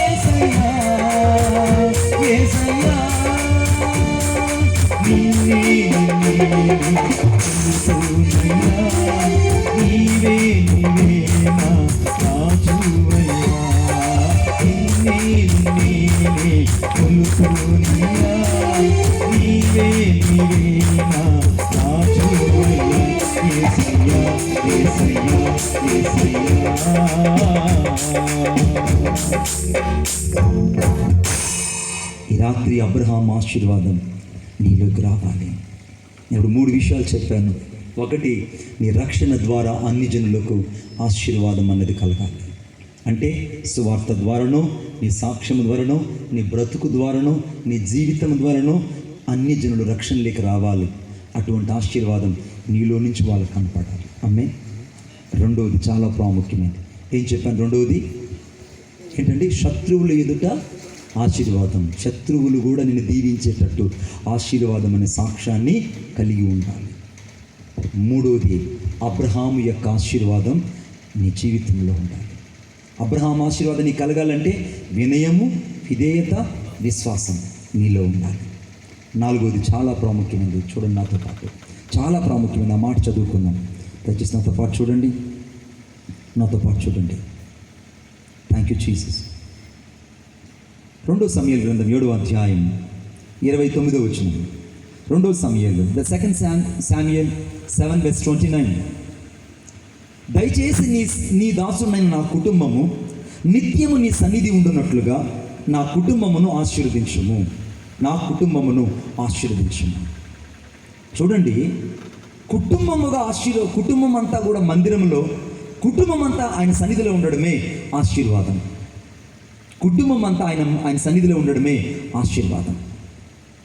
ఒక ఆమె నా దగ్గరకు వచ్చింది. అయ్యా, నాకు ఇల్లు లేదు, ఇంటి కోసం ప్రార్థన చేయండి. ఉపవాస ప్రార్థన జరుగుతుంది. వెంటనే యవనస్తులందరూ చేతులు పట్టుకొని ప్రార్థన చేశారు. ప్రభువా, ఈయనకి ఇల్లు కావాలి, ఇల్లు కావాలి, ఇల్లు కావాలని ప్రార్థన చేశారు. దేవునికి మహిమ కలుగును గాక. ఆయన 2 వారాలు చర్చికి రాలేదు. ఏందని చెప్పి వెళ్ళి చూస్తే చర్చికి రాలేదు. చాలా విచారం కూర్చుంది. ఏంటమ్మానంటే, అయ్యా, R&B వాళ్ళు వచ్చి నా ఉన్న ఇల్లు కొట్టేశారు, నాకు ఇల్లు లేదు, ముసలుడు నన్ను చర్చికి బాగడం లేదు, నేను రాను అని చెప్పింది. ఇల్లు కావాలనుకున్న ఆమెకి దేవుడు ఇల్లు లేకుండా చేసేసాడు. అది ఆ ఊర్లో అందరూ అనుకుంటుంది. నేను చెప్పాను, లేదవ్వా, దేవుడు నీ నుండి ఏదైనా ఒకటి తీసేస్తున్నాడు అంటే దాని స్థానంలో దేవుడు 2 ఆశీర్వాదాన్ని నీకు ఇవ్వాలన్న ఉద్దేశం. నీకు ఏదైనా దేవుడు నీ నుండి తీసేస్తున్నాడు అని అంటే, ఏదైనా నీ జీవితంలో అది వద్దు బిడ్డ, దానివల్ల నీకు హాని కలుగుతుందని ఆయనకు ముందుగా తెలుసు కనుకునే ఆయన దాన్ని తప్పిస్తాడు. వాళ్ళు ఎందుకు తప్పించాడో నీకు తెలియదు, తప్పిస్తాడు. వాళ్ళ ద్వారా నీకు హాని ఉంటుందని.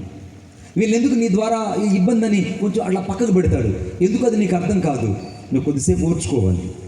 వాళ్ళు ఎందుకు ఇలా దూరం అయినా నువ్వు బాధపడుతుండొచ్చు. వాళ్ళు దూరం అవుతున్న సందర్భంలో దేవుడు అలా ఆపుతాడు. ఎందుకంటే వాళ్ళు నీ దగ్గర ఉంటే నీ అభివృద్ధిని కోరుకోలేరు, కొంచెం ఆపుతాడు. ఆయన తెలుసు నీ జీవితంలో ఏది అనుమతించాలో, ఏది అనుమతించుకోకూడదు ఆయన తెలుసు. నేను చెప్పాను, నీకు 2 ఆశీర్వాదం దేవుడు ఇస్తాడమ్మా అని. అనుకోకుండా వాళ్ళు ఆ ఇల్లు పడగొట్టినందుకు ఆమెకి కాన్సన్ట్రేషన్గా డబ్బులు ఇచ్చారు. ఆ డబ్బులు తీసుకెళ్ళి మంచి స్థలం కొనుక్కుంది. అక్కడ ఇల్లు కట్టడం ప్రారంభించింది. మా తన స్లాబ్ వేసేసింది. ఉపవాస ప్రార్థనకు వచ్చింది. నాయన, దేవుడు నాకు ఇల్లు ఇచ్చాడు, స్లాబ్ వేసుకున్నాను, మా ఇంటి కొలాయి వచ్చేటట్టు ప్రార్థన చేయండి.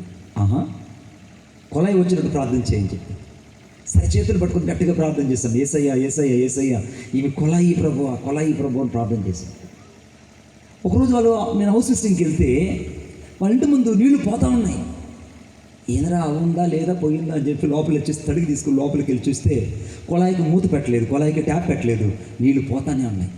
ఏంటవా ఈ పని చేసావంటే, నాయన, దేవుడు నాకు నీళ్ళు ఇచ్చినాడు, చుట్టుపక్కలందరూ తెలుసుకోవాలని నీళ్లు వదిలాను రోడ్డు మీద. చుట్టుపక్కలందరూ చూడాలంట నీళ్ళు ఇంటికి వచ్చిందనే విషయం. ఎందుకవ్వా అంటే, ఒక ఇంటికి నేను బిందె ఎత్తుకొని పోయేదాన్ని. ఇప్పుడు తెలియాలి నా గురించి అందరికీ. ఈ నీళ్లు పారి పారి పారి ఆ లాస్ట్ ఇంటికి, ఆదెమ్మ ఇంటికి పోయేదాకా నీళ్ళు పోతా ఉండాల్సిందే. ఎందుకంటే ఆదెమ్మలే ఎక్కువ అంటే తిట్టింది. ఆ ఇంటికి పోయి నీళ్ళు ఆగాల, ఆ బురదలో నడవాలి, ఇవి చూడాల. ఎంత కక్ష అండి మనుషులకి. అంటే ఆ వాకిట్లో నుంచి నీళ్లు పోతుంటే ఆమె అడుగు పెట్టగానే బురదలు అడుగు పెట్టాలి. ఎవర్రా ఈ నీళ్ళు అంటే, పలానా రూతమ్మవి. రూతమ్మని దేవుడు దీవించాడా? కొద్ది రోజులైంది, ఈ ప్రార్థనకు వచ్చింది. నాకు ఈ ప్రార్థన కూడా ఉన్నంత భయం. నాకు ఏమి తీసుకొస్తుందో, ఏ విన్నపం తీసుకొస్తుందని. నాయన, నాకు దేవుడు లోలాకులు కమ్మలు ఇచ్చేటట్టు ప్రార్థన చేయను. అయిపోయింది అనుకున్నా. లోలాకులు కమ్మలు కావాలని ప్రార్థన చేయమండి. నువ్వు చేస్తే దేవుడు ఇస్తాడు నాయన, నువ్వు చెయ్యి నాయన అని చెప్పింది. ఎందుకవ్వా నీకు లోలాకులు ఈ వయసులో?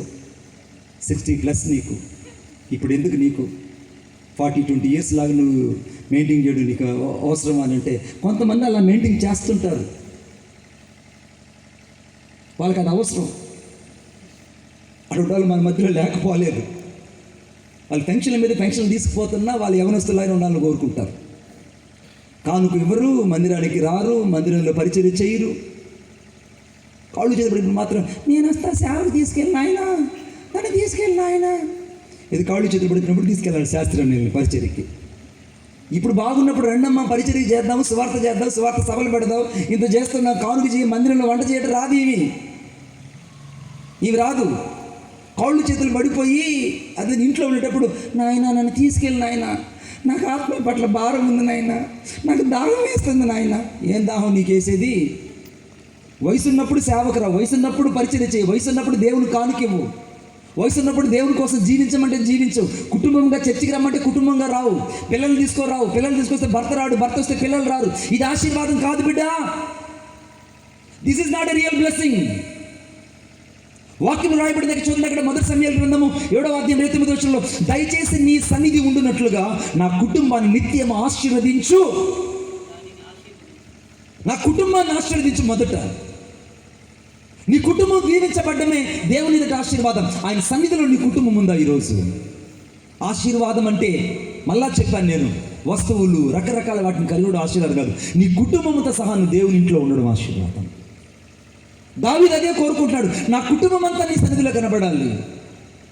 నేను ముసలి కోరుకుంటున్న నా దగ్గర నాకు జుంకీ కమ్మలు మాటిలు ఇట్లా ప్రార్థన చేయనింది, చేస్తా. కౌంట్ డౌన్ స్టార్ట్ అయింది, చేశాను. దేవుడానికి ఎలా ఇచ్చాడో తెలియదు, మొత్తానికి కమ్మలు ఇచ్చాడు. కమ్మలు పెట్టుకునింది, అది కూడా జుంకీ కమ్మలు. ఆ వయసులో అవసరమా? ఏమన్నా అని ఆ వయసులో అవసరమా? చర్చికి వచ్చినప్పుడంతా బాగున్నావా బాగున్నావా బాగున్నావా అనేది మెడనొప్పి. నాకు అర్థమయ్యేది కాదు. ఇవి ఎవరికైనా అందరూ భాషలతో మాట్లాడి ఎగురు గంతులేసి స్తోత్రాలు చెప్తుంటే ఇవి మాత్రం పైకి పొంగి తీసేసి అలేలుయా అలేలుయా అలేలుయా అలేలుయా అంటుంటుంది. ఏంటంటే ఈ మాటీలు జుంకీలు అందరూ చూడాలి. కోతులకి నిచ్చెనలు ఎక్కినట్టు చెట్లకి నిచ్చెనలు వేసి ఎక్కుతాయి కోతులు. అట్ట ఈ చెవు కాడి నుంచి, ఈ గోడ చెవుల కాడి నుంచి ఇక్కడికి ఒక మాటీలు వేసి ఉంది. ఎందుకవ్వా నీకు ఈ వయసులో అంటే, నేను ఆయన ఏ వయసులాగా ఇంకే వయసులో వేసుకుంటా. సరే పో పో. కొద్ది రోజుల తర్వాత నేను ఆమెను చూశాను, మధ్య చెవులు కుట్టుకొని ఇంకొక మాటీలు వేసుకొని వచ్చిందండి. 2వ అంతస్తు కూడా కుట్టుకునింది. చుట్టుపక్కల ఏం చెప్తుంది? దేవుడిని ఆశీర్వదిస్తున్నాడయ్యా, దేవుడిని ఆశీర్వదిస్తున్నాడని చెప్తుంది. అంతటి తాగలేదండి, 3వ అంతస్తు కూడా కుట్టుకునిందండి. 3వ అంతస్తు, యథార్థం చెప్తున్నా, 3వ అంతస్తు కూడా కుట్టుకునింది. మొదటి అంతస్తు తీసి ఈ పాపిడి బిల్లలో వేసింది, 2వ అంతస్తు తీసింది ఈ చెట్ల జుట్టుకి వేసింది, ఈ 3వ అంతస్తు కుట్టుకునింది ఆ ముక్కులేని దగ్గర వేసింది. వేసుకొని మందిరానికి వచ్చేది, కానుకీదు, దశం భాగం ఈదు, ఏమీ చేయదు. మారిపోయింది జీవితం. ఒకప్పుడున్న ప్రార్థన జీవితం లేదు. ప్రభువా అవ్వను దీవించు. ఒకరోజు తీసుకొచ్చాను నా దగ్గర, నేను చెప్పాను, lord and bless my grandma. What she has thinking in his mind, but I don't know, but you know that lord, just you give that some lessons to her. దేవుడు నాకు ఇచ్చిన గొప్ప వరం ఏంటంటే ఇంగ్లీష్లో ప్రార్థన చేయడం. ఎవరికైనా ప్రార్థన చేయాలన్నప్పుడు వారికి చేసి పెడతాను నేను, ఎందుకంటే వాళ్ళు ఎలా ఉండాలి ఆయనకు తెలుసు. He know that everything.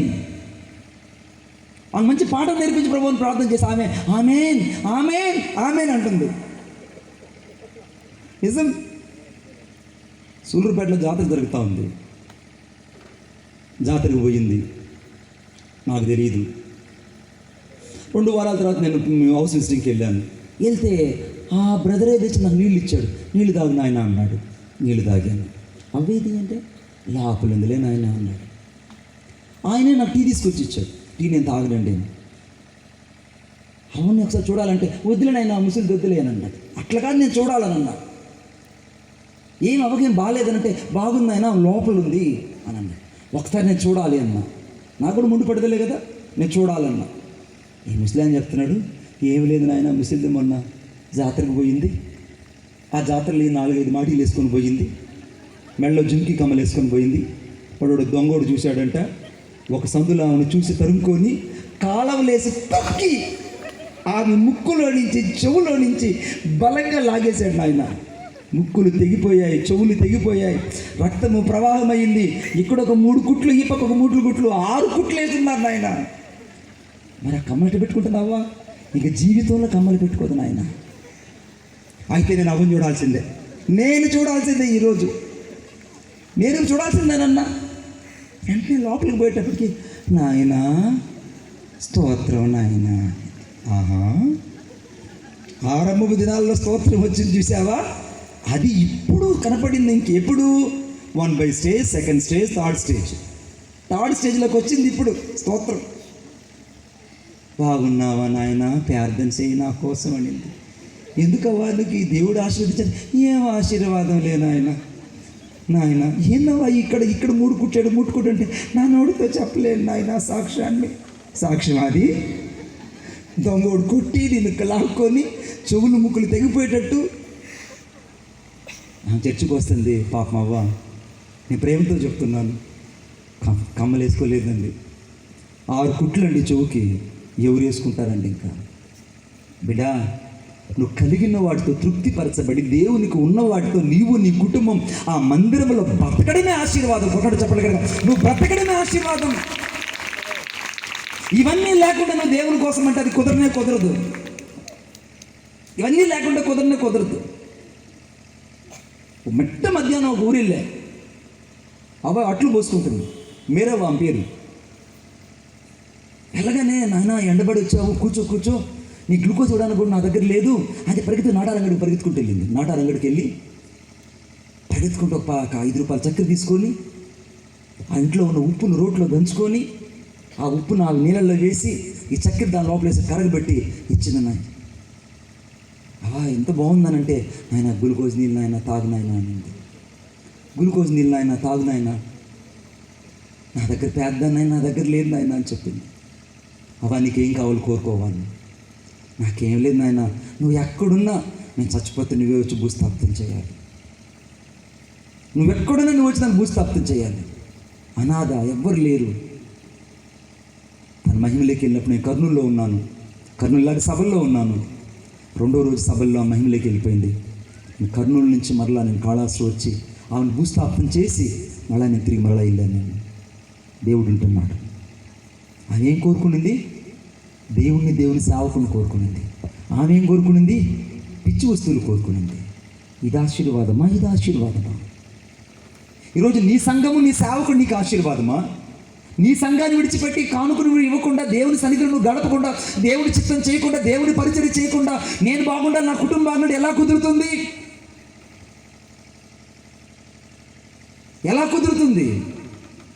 అందుకే వాక్యం రాయబడింది, నీ సన్నిధిన నా కుటుంబం ఉన్నట్లు నిత్యము నన్ను ఆశీర్వదించు చాలయ్యా. నిజంగా నీ కుటుంబంతో నువ్వు ఉండగలిగితే దేవునికి స్తోత్రం. ఒకవేళ నీ కుటుంబంతో లేకపోతే ఈరోజు నువ్వు ప్రార్థన చేసుకో. ఆశీర్వాదం అంటే ఏంటో తెలుసా? నువ్వు నీ బిడ్డలతో అందరితో కలిసి ఆయన సన్నిధిలో ఆరాధనలో ఉండడం. ఆమేన్. ఆయన సన్నిధిలోకి ప్రార్థనలోకి రావడం, ఆయన సన్నిధిలో కుటుంబ ప్రార్థనలో కూర్చోవడం. అలా లేకపోతే నీకు ఆశీర్వాదం లేదు బిడ్డ. సాతాను నీ కళ్ళకు మైమరుపు చూపిస్తున్నాడు. సాతాను నువ్వు చాలా ప్రలోభ పెట్టే మాటలు చూపిస్తున్నాడు.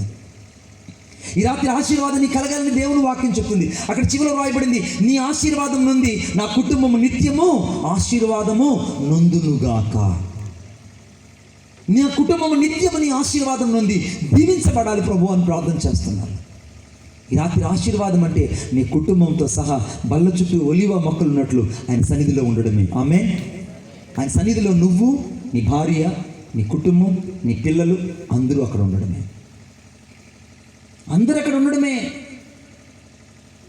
అలా నువ్వు లేకుండా ఉంటే ఈ రాత్రి ప్రభువా నన్ను ఆశీర్వదించు. నువ్వు నన్ను ఆశీర్వదిస్తేనే కానీ ఎటువంటి ఆశీర్వాదం? నా కుటుంబంతో కూడా నేను ఈ సన్నిధిలో గడపడం. నా కుటుంబంతో కలిసి నీకు నేను దశమ భాగం ఇవ్వాలి. నా కుటుంబంతో కలిసి నేను నీ కొరకై నేను జీవించాలి. నా కుటుంబంతో కలిసి నీ సన్నిధిలో సేవ చేయాలి. నా కుటుంబంతో కలిసి నీ కొరకు నేను రోషంగా సేవ చేయాలి. నా కుటుంబానికి ఒక కుటుంబం నా ఆదివారం ఆరాధనకు వచ్చారు. లైవ్లో అందరూ చూస్తున్నారు.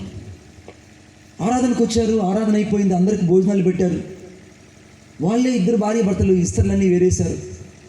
నా దగ్గరకు వచ్చి ఏడుస్తున్నారు. ఏంటమ్మా ఏడుస్తున్నారంటే, అన్న మా బాబు చచ్చిపోయాడు, మీరు రావాలి. బాబు చచ్చిపోయాడా?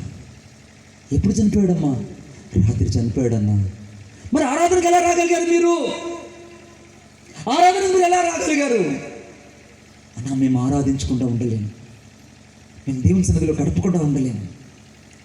నా బిడ్డ పరలోకంకి వెళ్ళాడు, నేను దేవుని చిత్తాన్ని చేయాలనుకుంటున్నాను. వారు చెప్పిన మాటలని గడగడగడ వణికిపోయాను. నేను పరిగెత్తుకుంటా వాళ్ళ ఇంటికి వెళ్ళాను.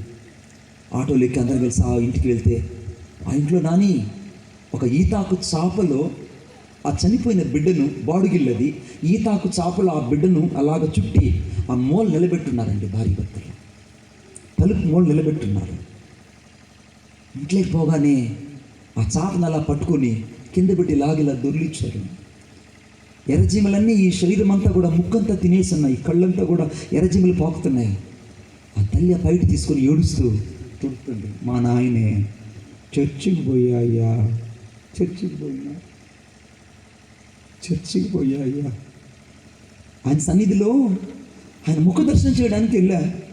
చీమలు కొట్టేసినాయి నా బిడ్డని అని ఇదంతా తుడుస్తుంది. సాయంత్రం ఆ భూస్థాపన కార్యక్రమం అయింది.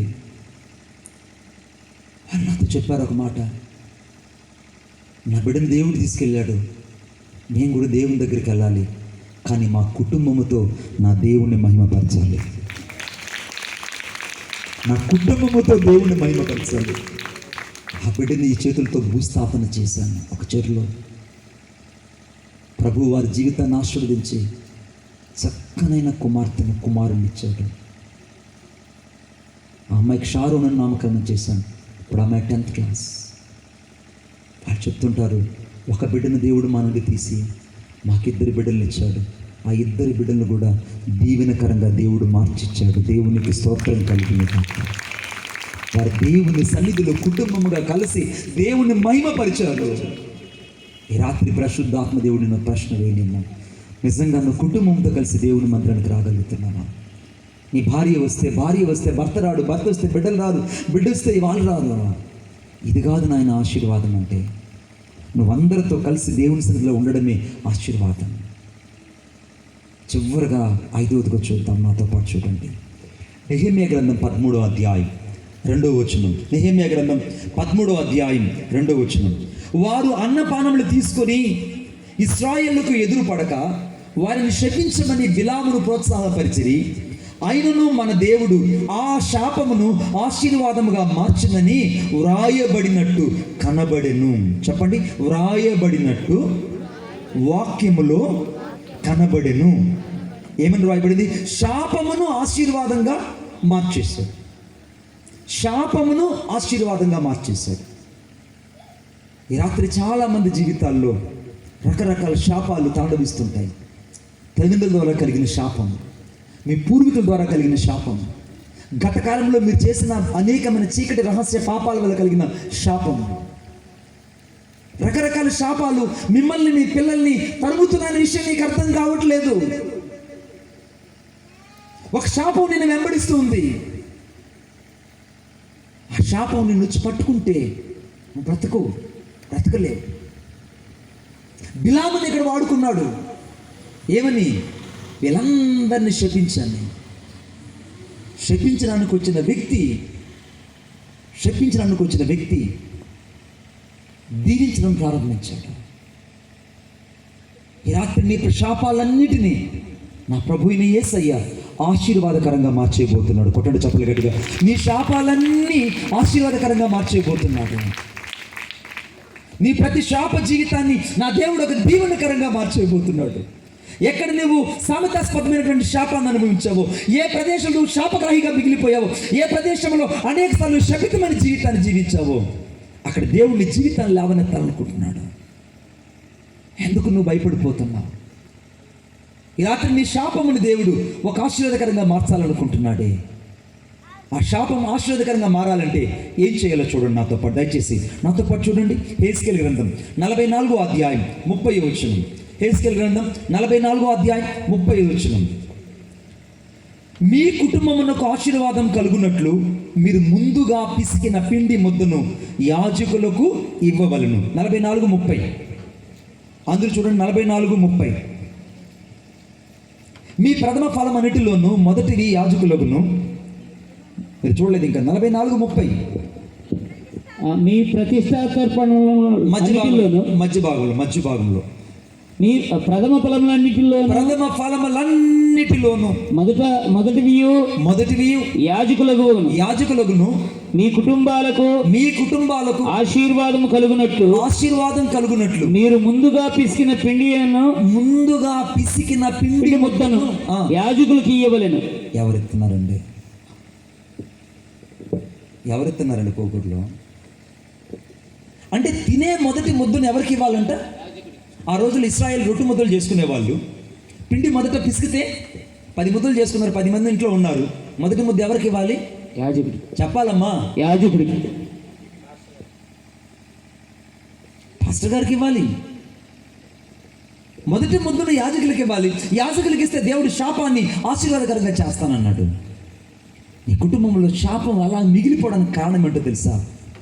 సాతానుడు ఎప్పుడు విశ్వాసుల కళ్ళకు ఒక పొరను ఏర్పాటు చేస్తాడు. ఆ పొర ఏంటంటే నువ్వెందుకు ఇవ్వాలి? నీ కష్టం తెలుసు, నీ దుఃఖం కూడా తెలుసు, నీ అప్పులు తెలుసు, నీ రాబడి తెలుసు, నీ సంపాదన తెలుసు. నువ్విస్తే నువ్వు మిగిలిపోతావు. ఇవ్వద్దు, అప్పులు తీరిని మళ్ళీ ఇద్దు అంటాడు. సాతానుడు ఏమంటాడు? అప్పులు తీరిని మళ్ళీ ఇద్దు. ఎవరైనా నీకు ఈ మాట నీ చెవికి చెప్తున్నారు అని అంటే అది సాక్షాత్ నీకు సాతానుడు చెప్తున్నాడని అర్థం. ఆమేన్ చెప్పండి గట్టిగా. ఆమేన్. నీ జీవితంలో ఎప్పుడైతే నువ్వు దేవునికి శ్రేష్టమని ఇవ్వడానికి ఇస్తావో దేవుని శాపాన్ని ఆశీర్వాదకరంగా మార్చడం ప్రారంభిస్తాడు.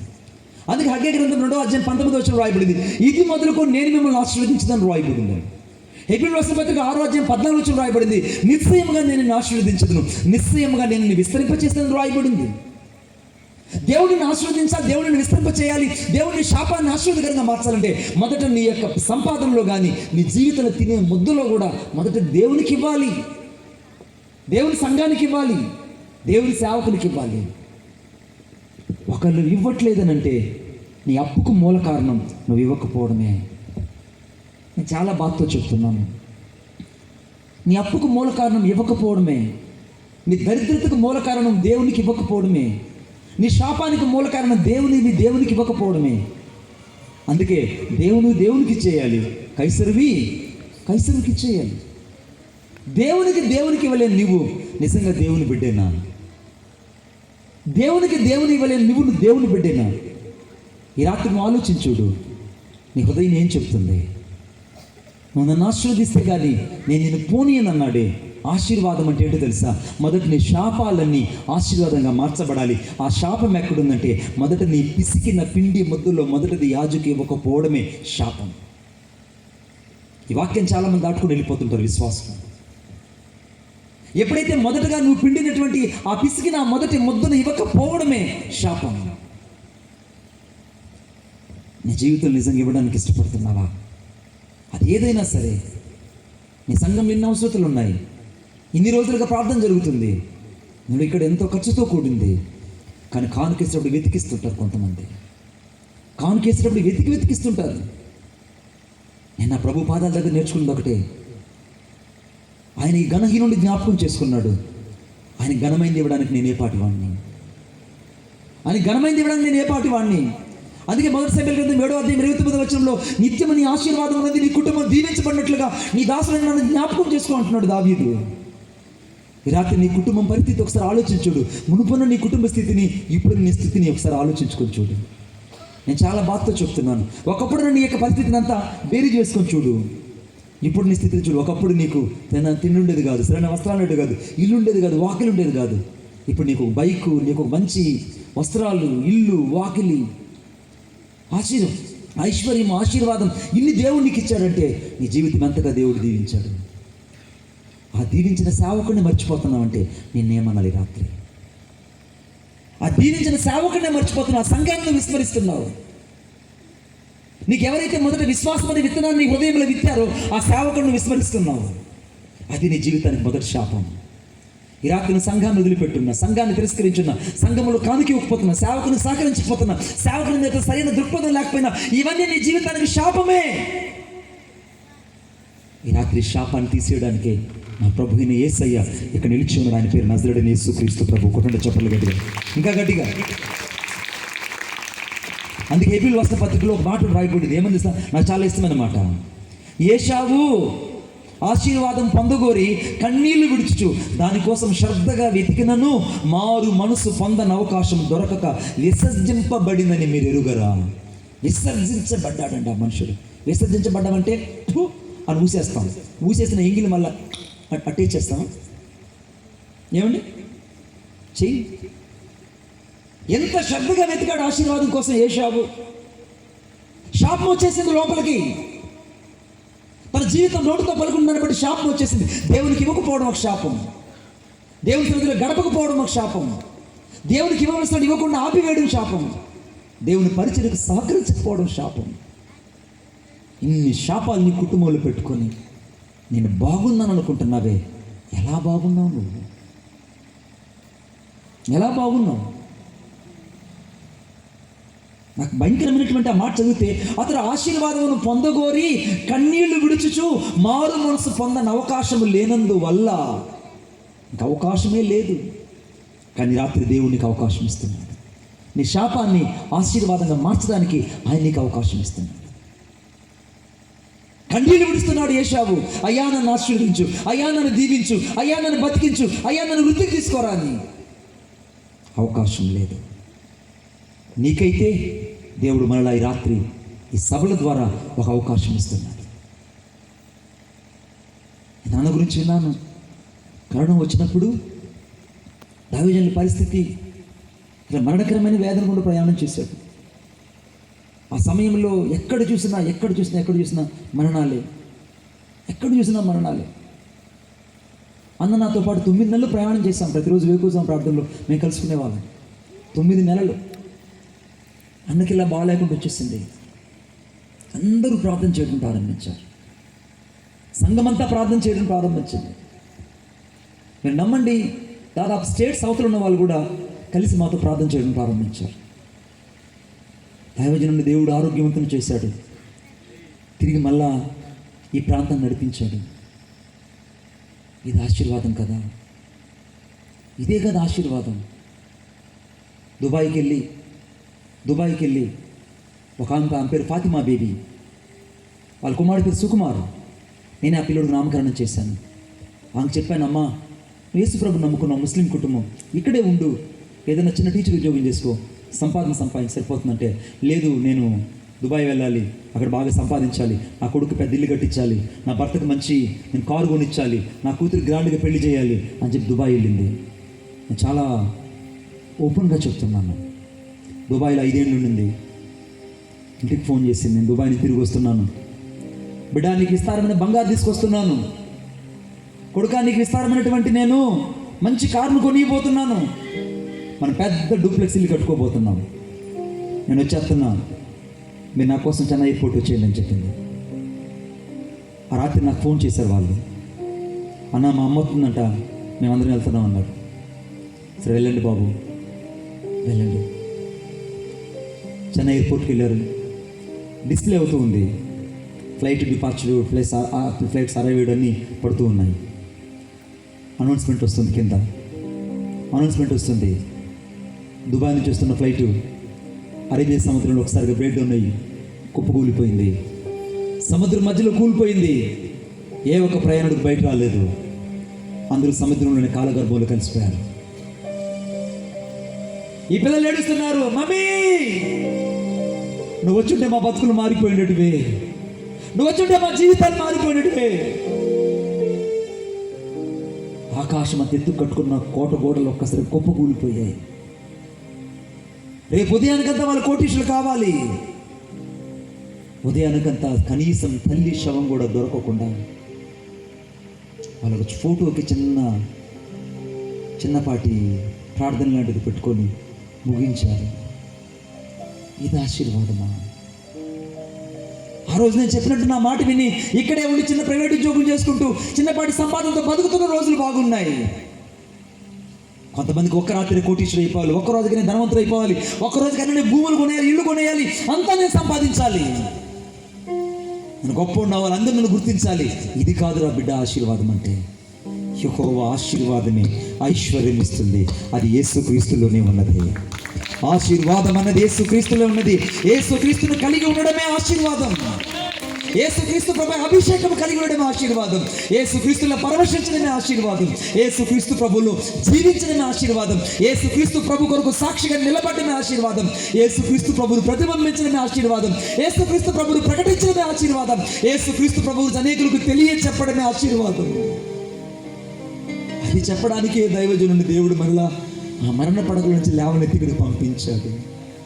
నాతో ఒక మాట చెప్పాడు, అన్నా నా పక్కన ఉన్న బెడ్లో ఉండేవాళ్ళు చచ్చిపోయి వాళ్ళు ప్లాస్టిక్ పేపర్లు పెట్టి తీసుకెళ్ళిపోతుంటే నా గుండెలు బద్దలైపోయేటివి, నా గుండెలు పిండేసేటివి. నేను ఆ మరణకరమైన సంఘటనలు చూసి నా జీవితంలో ఎంతగా నేను రోధించాను. కానీ నా దేవుడు నా పట్ల దయ చూపించి మరలా నన్ను ఈ యొక్క జీవితంలోనికి అనగా ఈ శేష జీవితంలోనికి ఆయన కృప కలిగిన వాత్సల్యత నడిపించింది కనుక ఆయన మాత్రమే నన్ను ఆశీర్వదించాడు. దేవునికి స్తోత్రం కలుగును గాక. నువ్వు బతికుండడమే ఆశీర్వాదం బిడ్డ, నువ్వు బతికుండడమే ఆశీర్వాదం. అందుకే ఈ రాత్రి నా శాపాన్ని నువ్వు ఆశీర్వాదకరంగా మార్చేయి. ఎక్కడ నీ జీవితంలో శాపం అనుకుంటున్నావో ఆ శాపం అంతా ఈరోజు ఆశీర్వాదకరంగా మార్చబడును గాక. అది యేసయ్య రక్తములోనే ఆశీర్వాదం ఉన్నది. యేసుక్రీస్తు ప్రభువా, నేను పాపిని, నా పాపాలు క్షమించు, నన్ను రక్తముతో కడిగి పరిశుద్ధపరచు, నా హృదయాన్ని నీకు ఇస్తున్నాను, నువ్వుగాక నాకు ఇంకెవరు లేరు, నువ్వు నన్ను ఆశీర్వదిస్తే చాలు, నువ్వు నాతో ఉంటే చాలు, నువ్వు నాతో ఉంటే చాలు. ఒక లోకమంతా సంపాదించుకొని యేసును పోగొట్టుకుంటే వానికి ఏం ప్రయోజనం? ఈ రాత్రి నువ్వు అన్నీ సంపాదించుకున్నావు, కానీ యేసు లేకుండా బతకడము ఒక ఆశీర్వాదం కాదు. రక్షణ లేకుండా ఉండడం ఆశీర్వాదం కాదు. నీ కుటుంబం ఆయనతో ఉండకుండా ఉండడం ఆశీర్వాదం కాదు. శత్రువు ఎదుట నీకు సాక్ష్యం లేకుండా పోవడం ఆశీర్వాదం కాదు. శత్రువు ఎదుట నీకు దీవెన కలగకపోవడం ఆశీర్వాదం కాదు. నీ ద్వారా అన్యులకు సువార్త ప్రకటించబడకపోవడం కూడా ఆశీర్వాదం కాదు. ఆశీర్వదించబడడం అంటే కేవలం ఇందులోనే ఉన్నది. అందుకే శాశ్వత దివ్య మట్టం ఉండాలని, అచ్చట ఆశీర్వాదం కలగవాలని దేవుడు అక్కడ ఆశీర్వదించడానికి రాయబడిందండి.